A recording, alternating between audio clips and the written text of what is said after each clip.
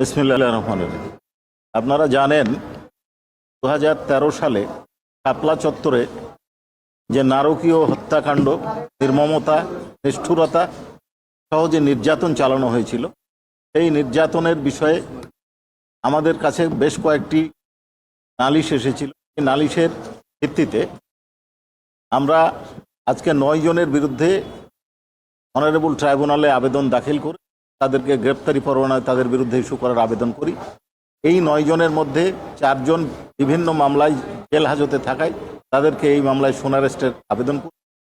উভয় আবেদন honourable tribunal মঞ্জুর করে এই 5 জন গ্রেপ্তার নাই তাদের বিরুদ্ধে ডাব্লিউএ ইস্যু করেছেন এবং 4 জনের বিরুদ্ধে এই যারা বিভিন্ন মামলায় গ্রেপ্তার আছে তাদেরকে সোনারেস্ট করে মঞ্জুর করে তাদেরকে আদালতে হাজির করানোর নির্দেশ।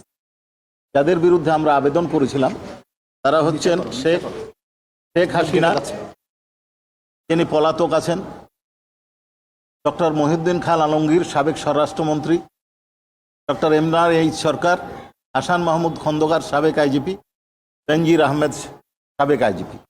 আর যারা বিভিন্ন মামলায় আটক আছে তারা হচ্ছে অ্যাডভোকেট শামসুল হক টুকু, সাবেক স্বরাষ্ট্র প্রতিমন্ত্রী; AKM শহীদুল হক, সাবেক আইজিপি; সাবেক মেজর জেনারেল জিয়াউল হাসান এবং মোল্লা নজরুল ইসলাম, সাবেক ডিআইজি।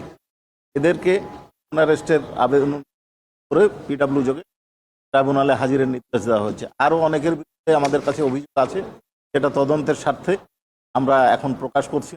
এদের বিরুদ্ধে আমরা প্রাথমিক গুরুত্বপূর্ণ তথ্য পেয়েছি এবং তাদের বিরুদ্ধে প্রাইমা ফেসি কেস পাওয়ার পরে তাদেরকে বিরুদ্ধে এই মামলায় সোনারেস্টের আবেদন করে ট্রাইব্যুনাল এবং 10 জন আগামী 12/5/2025 তারিখ তদন্ত প্রতিবেদন দাখিলের জন্য নির্দেশ দিয়েছেন।